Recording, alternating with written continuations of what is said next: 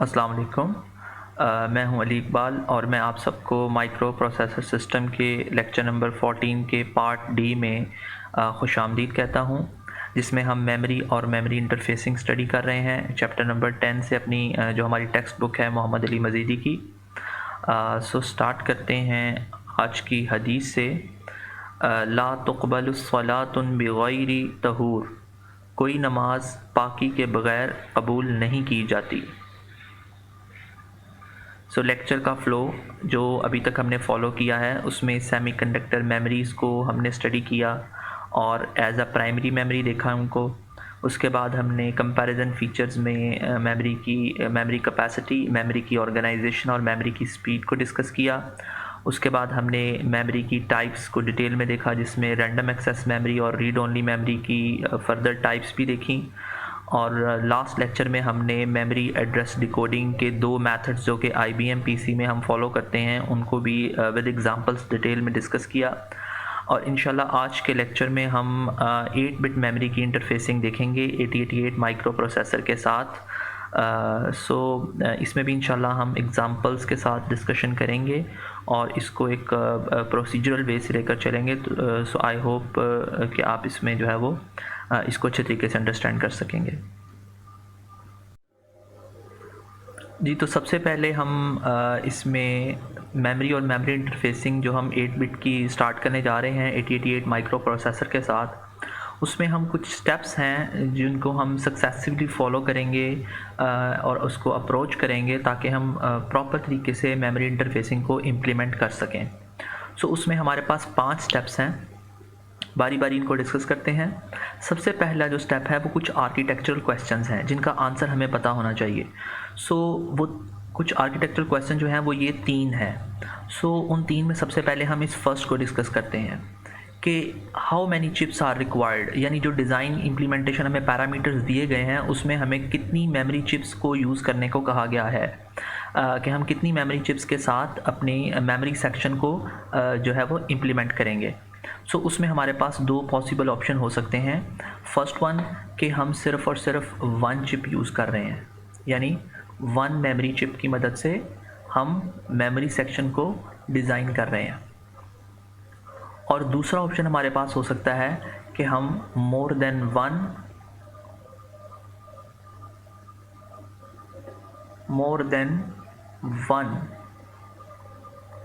Chips को use कर रहे हैं। इन दोनों केस में हमारी जो अप्रोच होगी वो डिफरेंट होगी।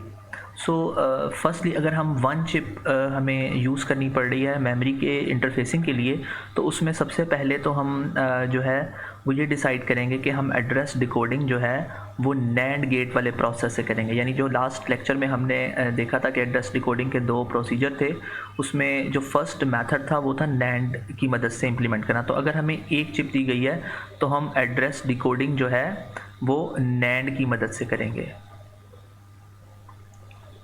नैंड की मदद से डिकोडिंग करेंगे। इसी तरह सेकेंडली हम अपने जो 20 बिट के एड्रेस होगा उसको कितने पोर्शंस में डिवाइड करेंगे। 20 बिट के एड्रेस को हम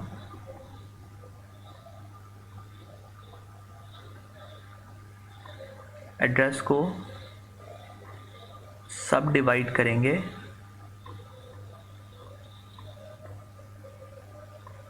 इनटू 2 पार्ट्स।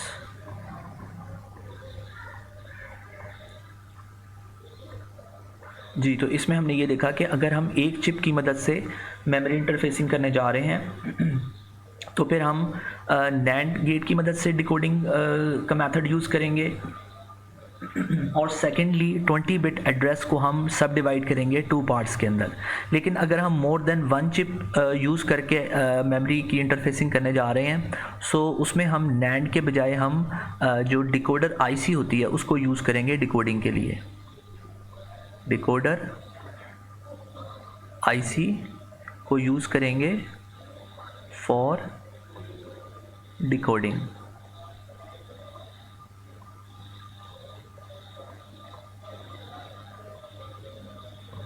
इसमें हमारे पास 2 तरह की डिकोडर ICs होती हैं। एक हमारे पास होती है 2 to 4 जो ज़्यादातर यूज़ होती हैं, और दूसरी होती है 3 to 8।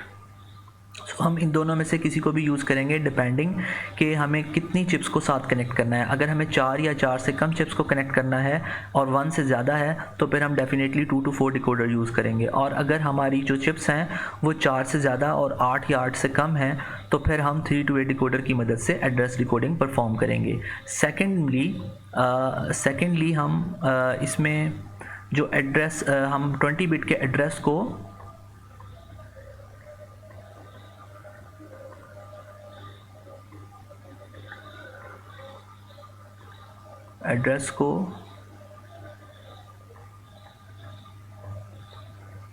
सब डिवाइड करेंगे इनटू 3 पार्ट्स।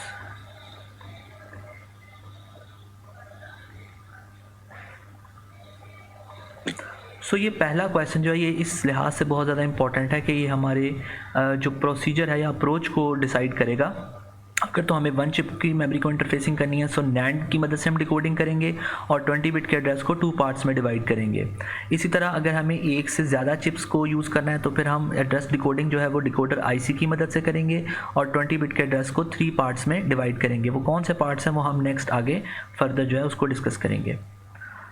सो जो नेक्स्ट क्वेश्चन है वो है how many address lines go to each chip. हर चिप को कितनी एड्रेस लाइंस मिलेंगी। जब हमें कोई भी पैरामीटर्स गिवन होंगे उसमें हमें एक मेमोरी की जो ऑर्गेनाइजेशन है वो भी प्रोवाइड की जाएगी।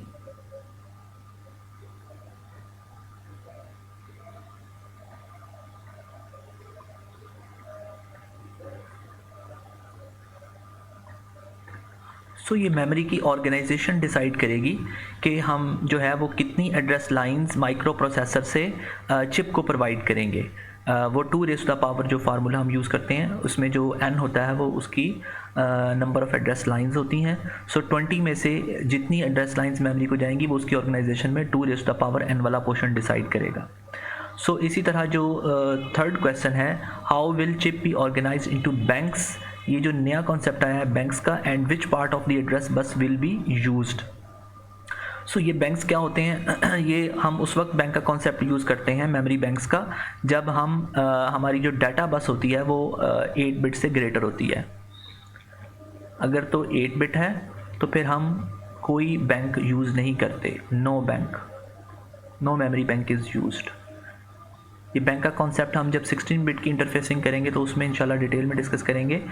अगर आपकी जो इंटरफेसिंग है वो या आप जो माइक्रो प्रोसेसर यूज़ कर रहे हैं वो 16 बिट बेस्ड है तो उस केस में हम जो है वो बैंक्स को यूज़ करेंगे, मेमोरी बैंक्स को।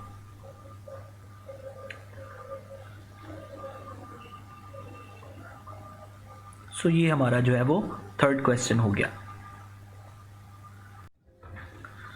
तो फर्स्ट जो हमने स्टेप था आर्किटेक्चरल क्वेश्चंस का वो कंप्लीट कर लिया है और अब हम मूव करते हैं सेकंड स्टेप की तरफ जिसमें हम क्या करेंगे, एड्रेस रेंज को डिटरमिन करेंगे कि हमारी जो मेमोरी चिप यूज़ हो रही है उसकी एड्रेस रेंज क्या है। उसमें भी जो उसके सब पार्ट्स होंगे उसमें कुछ चीज़ें जो हैं वो हम इंशाल्लाह उसको फाइंड आउट करने की कोशिश करेंगे। उसमें सबसे पहले हम ये देखेंगे कि typical problem is to place devices with in the memory map, कि हम मेमोरी मैप में डिवाइसेस जो भी हम यूज़ कर रहे हैं उनकी प्लेसमेंट किस तरह से करेंगे। ये बड़ी इंपॉर्टेंट थिंग है, इसको भी इंशाल्लाह हम जब हम विद एग्जांपल करेंगे तो इसको डिस्कस करेंगे। इसमें जो सेकंड पॉइंट है वो ये है कि हमें जब भी पैरामीटर्स गिवन होंगे तो उसमें ये स्टार्टिंग एड्रेस भी साथ प्रोवाइड किया जाएगा कि हम मेमोरी इंटरफेस जो करना चाह रहे हैं उसका स्टार्टिंग एड्रेस क्या है। ये चीज़ हमें प्रोवाइड की जाएगी। उसके बाद हम मेमोरी चिप की ऑर्गेनाइजेशन को यूज़ करते हुए वहाँ से साइज़ भी कैलकुलेट कर लेंगे और ये साइज़ हम हेक्सा के अंदर जो है वो कैलकुलेट करेंगे। ये साइज़ हेक्सा नोटेशन के अंदर हम यूज़ करेंगे। उसके बाद जो नेक्स्ट है वो है लोअर रेंज और हायर रेंज, यानी हम लोअर रेंज कैसे निकालेंगे, जो हमारी मेमोरी एड्रेस या मेमोरी जो एड्रेस रेंज है और उसमें हायर रेंज जो है वो किस तरह से निकालेंगे।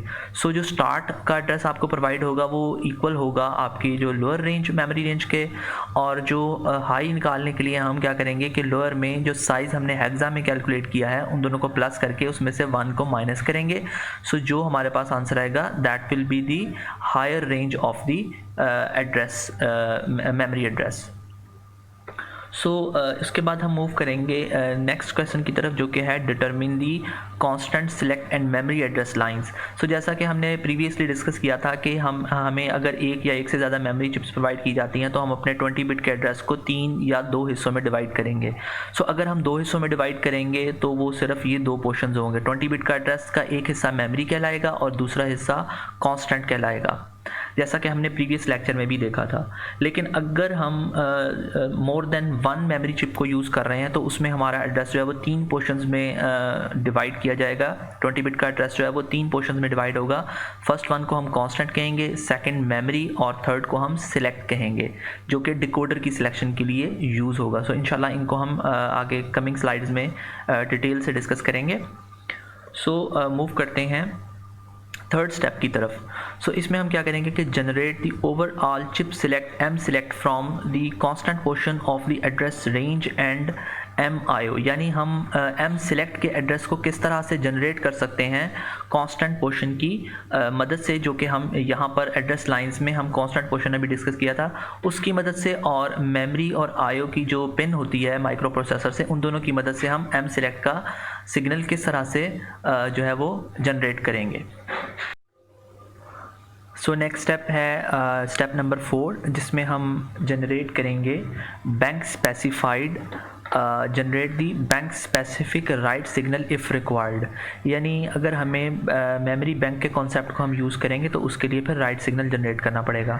चूँकि आज के लेक्चर में हम 8 बिट मेमोरी इंटरफेसिंग देख रहे हैं तो उसमें हमें बैंक के कॉन्सेप्ट को यूज़ नहीं करेंगे, बल्कि विदाउट बैंक जो है हम मेमोरी इंटरफेसिंग करेंगे। इस पॉइंट को हम फ़िलहाल यूज़ नहीं करेंगे।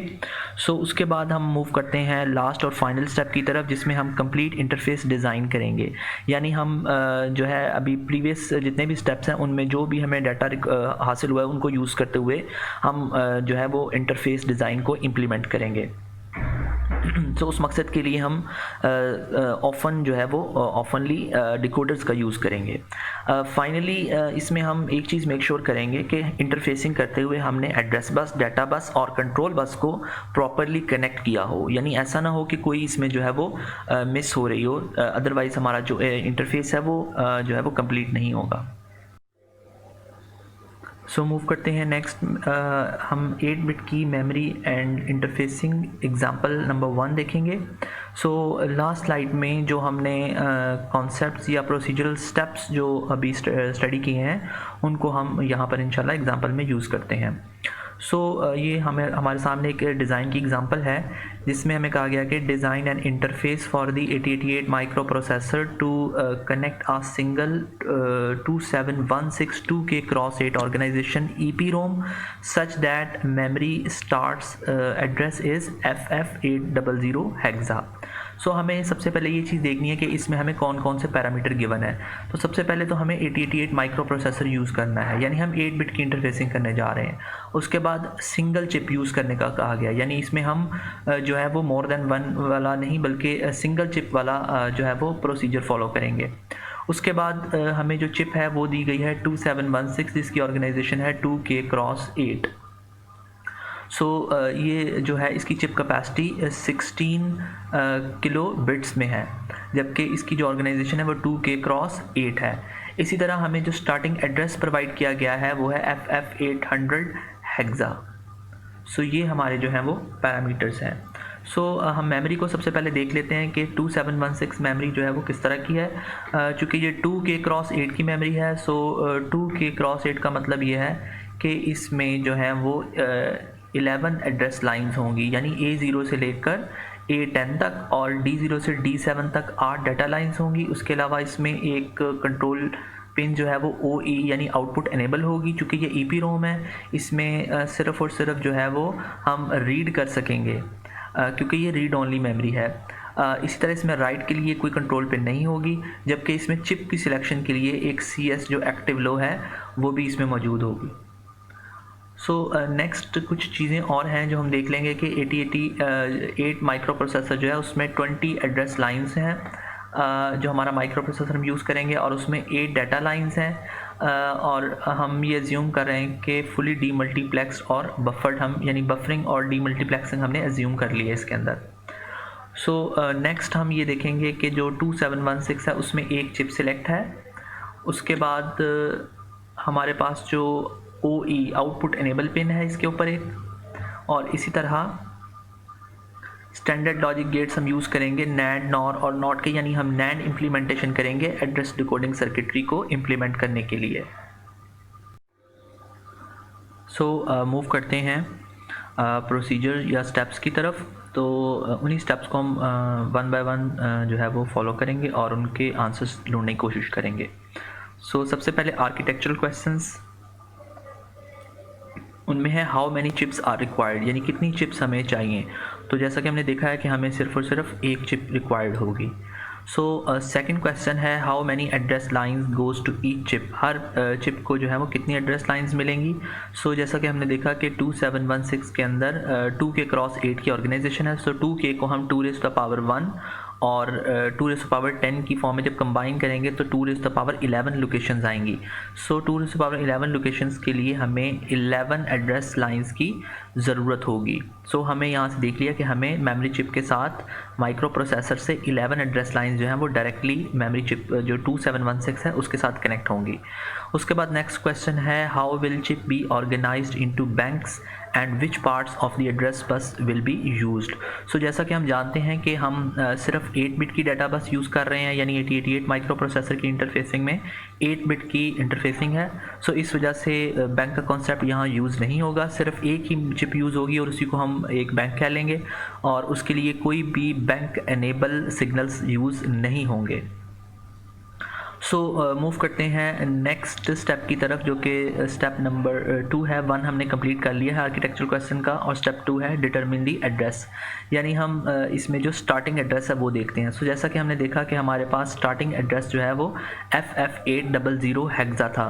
सो उसकी बेस पे हम साइज़ कैलकुलेट करेंगे। सो साइज़ हमने देखा था कि हमारे पास जो रिलेशन है जो 2⁻, यानी 2K हमें प्रोवाइड किया गया है वो उसका साइज़ है, यानी इतनी इसकी जो है वो नंबर ऑफ़ लोकेशन है। सो 2K लोकेशंस को अगर हम हेक्सा के अंदर डिनोट करें तो वो 800 हेक्सा बनता है। वो इस तरह होगा कि हम 2 को जब मल्टीप्लाई करेंगे 2 को मल्टीप्लाई करेंगे K के साथ, यानी 1024 के साथ, तो फिर हमें जो है वो 800 हेक्सा मिल जाएगा, यानी ये बनेगा हमारे पास 2048।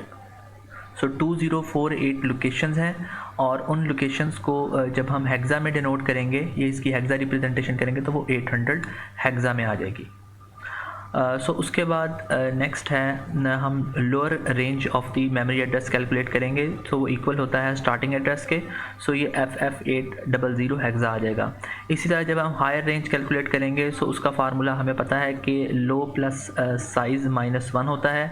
सो ये हमारे पास आ जाएगा लोअर रेंज में जो हमारे पास था FF800 हेक्सा, और जो साइज़ था इन हेक्सा में वो 800 हेक्सा है, जबकि उसमें से 1 माइनस करेंगे तो हमें ये जो है वो पेंटा F हेक्सा मिलेगा, जो कि हायर उसकी लोकेशन को डिनोट करेगा।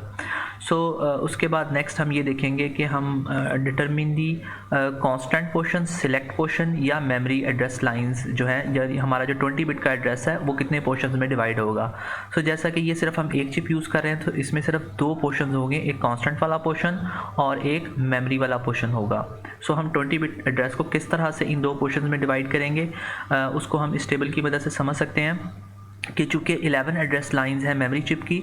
सो 11 एड्रेस लाइंस जो हैं ये मेमोरी का पोर्शन जो है वो बनाएंगी, MEM इसको हम कहेंगे, और जो बाकी रिमेनिंग पिन्स होंगी वो हमारा जो है वो कांस्टेंट, उनको हम कहेंगे CONST, यानी कांस्टेंट पोर्शन हो जाएगा एड्रेस का। सो हमने अपने 20 बिट के फिजिकल एड्रेस को 2 पार्ट्स में डिवाइड कर लिया। एक को हमने कहा कि ये मेमोरी वाला पोर्शन है और दूसरा कांस्टेंट वाला पोर्शन है। सो इसमें हम एड्रेस जो है वो फिल कर लेंगे। सो जैसा कि हमने कहा कि हमारा स्टार्टिंग एड्रेस FF800 हेक्सा है। सो हमने इसको अगर देखा जाए तो ये भी 0 है हेक्सा का, ये 4 बिट्स 0 हैं। इसी तरह ये इनको मिलाएं तो ये 8 बनता है, और इन 4 को मिलाएं तो ये F है। इसी तरह इन 4 को मिलाएं तो ये F है। तो हमने रेंज की वैल्यू यहाँ पे पुट कर दी, यानी FF800 हेक्सा जो है ये स्टार्टिंग एड्रेस हो गया।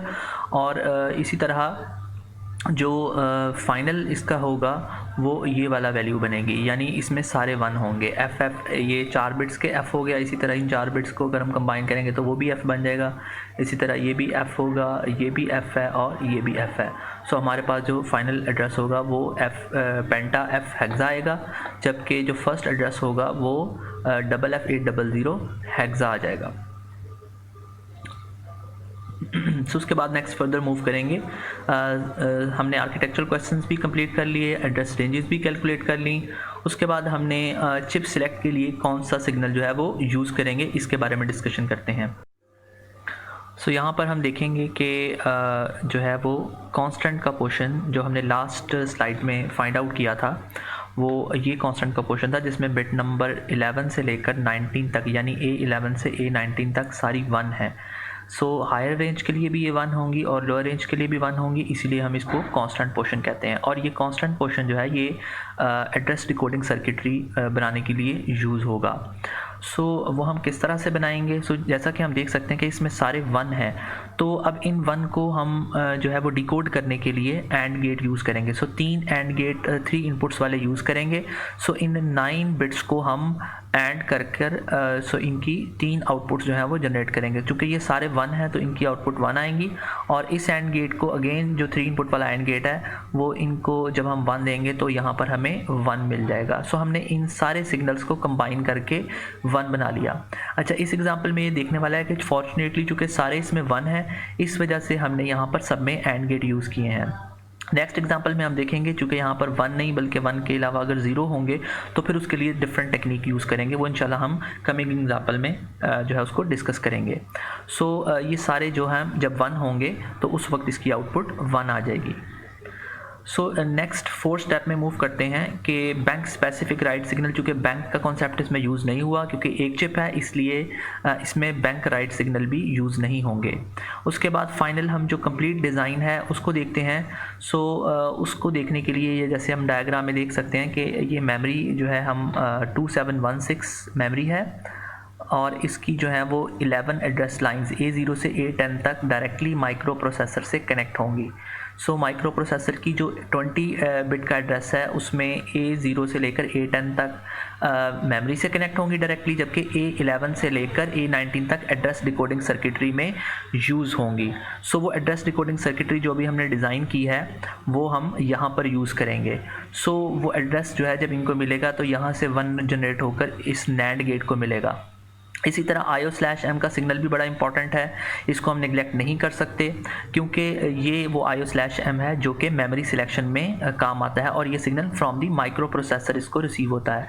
सो जब माइक्रो प्रोसेसर अपनी IO/M की पिन से एक्टिव लो का सिग्नल देगा, जिसका मतलब है वो मेमोरी को सिलेक्ट करना चाह रहा है, सो यहाँ से 0 इस नॉट गेट को मिलेगा और वो रिवर्स होकर 1 हो जाएगा। सो यहाँ पर हमें अगेन 1 मिलेगा। सो दोनों जब नैंड गेट की इनपुट्स 1 होती हैं तो इसकी आउटपुट डेफिनेटली 0 हो जाएगी। सो जब ये 0 होगी तो हमारी चिप सेलेक्ट जो है ये एनेबल होगी और हमारी चिप जो है ये एनेबल हो जाएगी और ये मेमोरी चिप सेलेक्ट हो जाएगी। सो जैसा कि हम देख सकते हैं कि ये हमारा कंप्लीट जो है वो मेमोरी इंटरफेसिंग की इम्प्लीमेंटेशन हो जाएगी 8 बिट की 8088 माइक्रो प्रोसेसर की इंटरफेसिंग विद 2716 मेमोरी चिप। जैसा कि हमने प्रीवियस एग्जांपल में देखा था कि हमने सिर्फ एक मेमोरी चिप को इंटरफेस किया 8088 माइक्रो प्रोसेसर के साथ, यानी 8 बिट की इंटरफेसिंग को डिस्कस किया। उसमें हमने देखा था कि मेमोरी का जो पोर्शन है उसको हम 2 पार्ट्स में डिवाइड करते हैं, एक को मेमोरी कहते हैं और दूसरे को कांस्टेंट कहते हैं। इसी तरह उसमें हमने ये भी देखा कि हमने जो एड्रेस डिकोडिंग की वो नैंड गेट की मदद से जो एड्रेस डिकोडिंग की जाती है उसको यूज़ करते हुए हमने एड्रेस डिकोडिंग सर्किटरी को इम्प्लीमेंट किया। सो अब नेक्स्ट मूव करने से पहले हम ये देखेंगे कि अगर मोर देन 1 चिप्स हों मेमोरी की, सो उसकी इंटरफेसिंग के लिए हम 3 to 8 डिकोडर का इस्तेमाल करते हैं, और उसमें जो एड्रेस है 20 बिट का जो माइक्रो प्रोसेसर की एड्रेस पिन है वो 3 हिस्सों में डिवाइड की जाएंगी, जिसमें एक हिस्सा जो है वो मेमोरी डिवाइस या MEM से डिनोट किया जाएगा, और उसका सेकंड पोर्शन जो है वो SCL सेलेक्ट से डिनोट किया जाएगा, और थर्ड पोर्शन जो है वो कांस्टेंट यानी CNST से डिनोट किया जाएगा।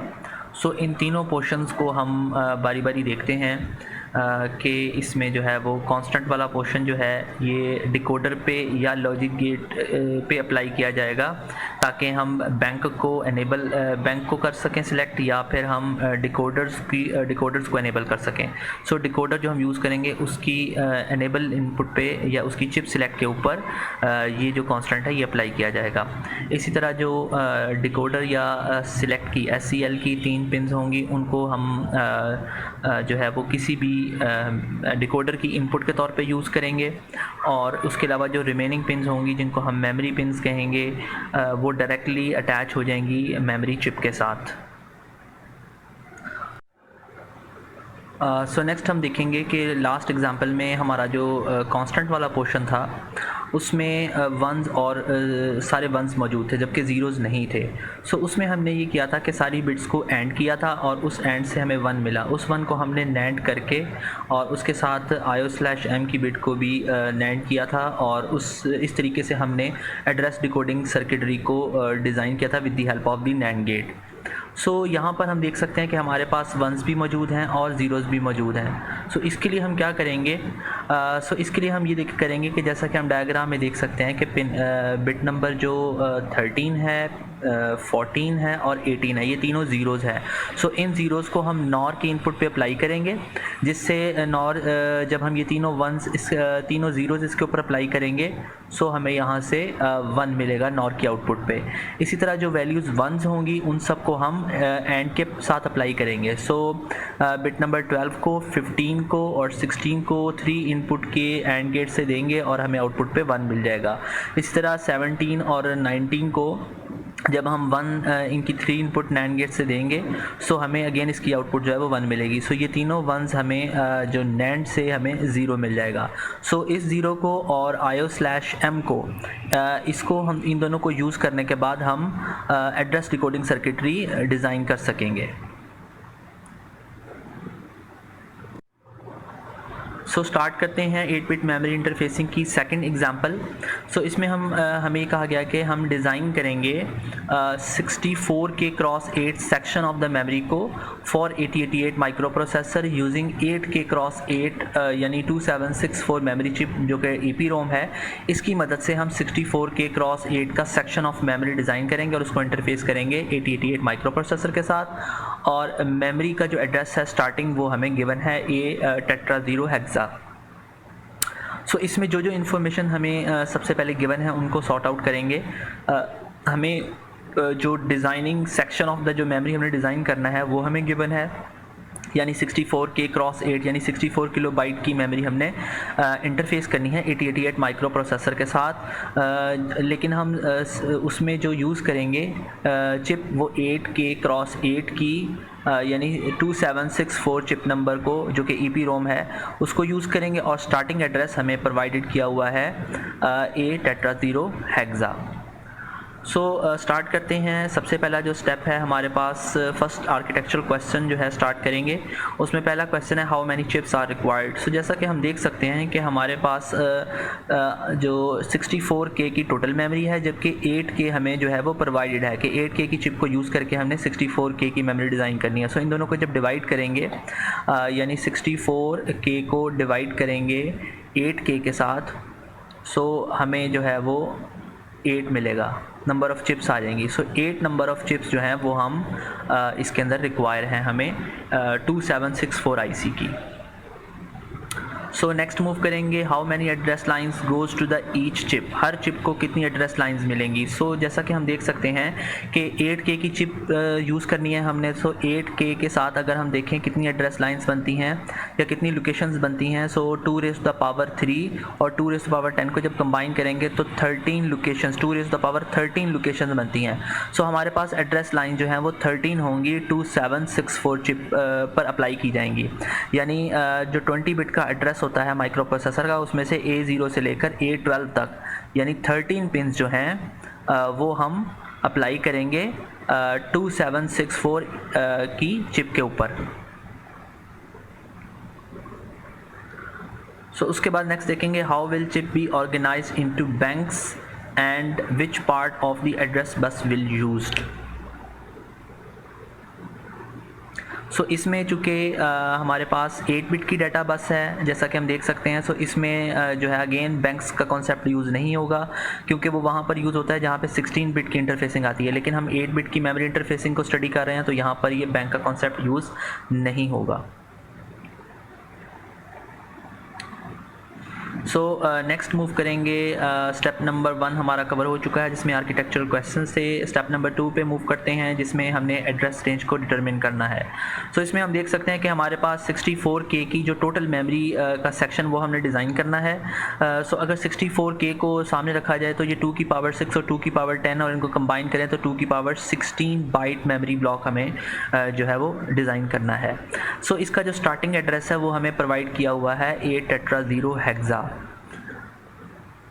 नेक्स्ट अगर साइज़ को हम देखेंगे तो चूँकि 64K की टोटल मेमोरी है, सो 64K को यानी 64 को जब हम मल्टीप्लाई करेंगे 1024 के साथ जो कि किलो की वैल्यू होती है, तो हमें जो वैल्यू आएगी वो उसका जो हेक्सा में कन्वर्ट करेंगे वो ये वाली वैल्यू होगी, यानी 10,000 हेक्सा। सो जब हम साइज़ भी कैलकुलेट कर लेंगे हेक्सा के अंदर, उसके बाद हम लोअर रेंज देखेंगे जो कि टेट्रा 0 हेक्सा है, जो कि सेम वही होती है जो कि स्टार्टिंग एड्रेस होता है। सो लोअर रेंज भी हम निकालेंगे, उसके बाद हायर रेंज जो है हम इस फार्मूले से निकालेंगे कि लोअर रेंज में प्लस करेंगे साइज़ जो कि हेक्सा में कैलकुलेट किया उसमें से 1 को माइनस करेंगे। सो हमारे पास टेट्रा एफ हेक्सा जो है ये फाइनल एड्रेस आ जाएगा। सो हमने स्टार्टिंग एड्रेस या लोअर एड्रेस भी कैलकुलेट कर लिया और हायर एड्रेस भी कैलकुलेट कर लिया, यानी एड्रेस रेंज हमने कम्प्लीटली डिटरमिन कर ली है।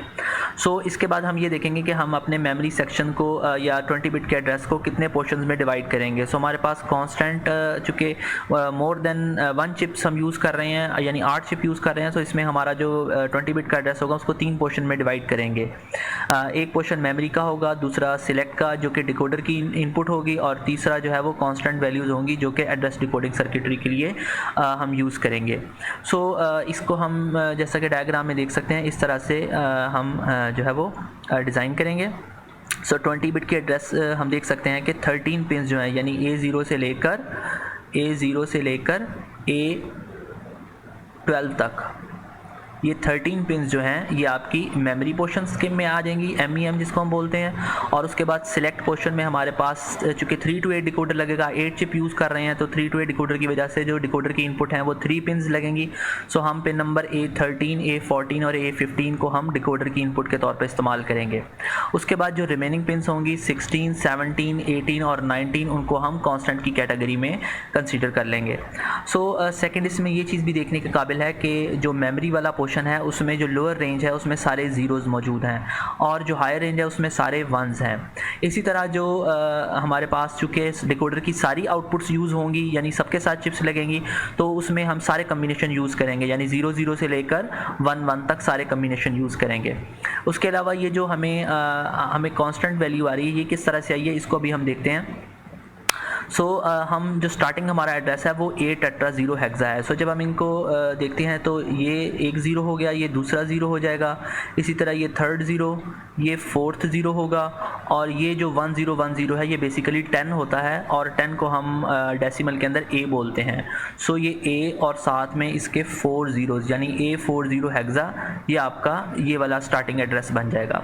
इसी तरह जो फाइनल एड्रेस बनाएंगे वो चूँकि A हमने कैलकुलेट किया था, A और 4 F थे, सो ये फर्स्ट F बन जाएगा, ये सेकंड F, इसी तरह ये थर्ड F और ये फोर्थ F आ जाएगा और ये A आ जाएगा। सो हमारे पास A और टेट्रा F की वैल्यूज़ हमारे पास सारी की सारी इसमें सो इसमें हम ये देख सकते हैं कि कांस्टेंट वाला पोर्शन किस तरह से 1010 आया, क्योंकि यहाँ पर हमारे पास जो स्टार्टिंग और जो हायर और लोअर दोनों हमारे पास एड्रेसेस हैं उनमें A आ रहा है। सो ये सारे के सारे जितने भी एड्रेसेस होंगे उन सब में ये वैल्यू कांस्टेंट रहेगी 1010। सो नेक्स्ट हम ये देखेंगे कि जो कांस्टेंट वाला पोर्शन है ये डिकोडर को इनेबल करने के लिए यूज़ होगा, और सिलेक्ट वाला जो है ये 74LS138 यानी 3 to 8 डिकोडर की जो 3 इनपुट्स होती हैं उसके लिए यूज़ होगा, और A0 से A12 तक यानी जो मेमोरी वाला पोर्शन है ये मेमोरी चिप पर अप्लाई होगा। सो नेक्स्ट मूव करते हैं, आर्किटेक्चरल क्वेश्चंस सारे कवर हो गए हैं। उसके बाद डिटरमिन दी एड्रेस रेंज, वो भी हमने सारे एड्रेसेस कैलकुलेट कर ली हैं। उसके बाद थर्ड स्टेप की तरफ मूव करेंगे, जिसमें हम ओवरऑल चिप सिलेक्ट का सिग्नल जनरेट करेंगे from the constant portion of the address range and M/IO pin की मदद से।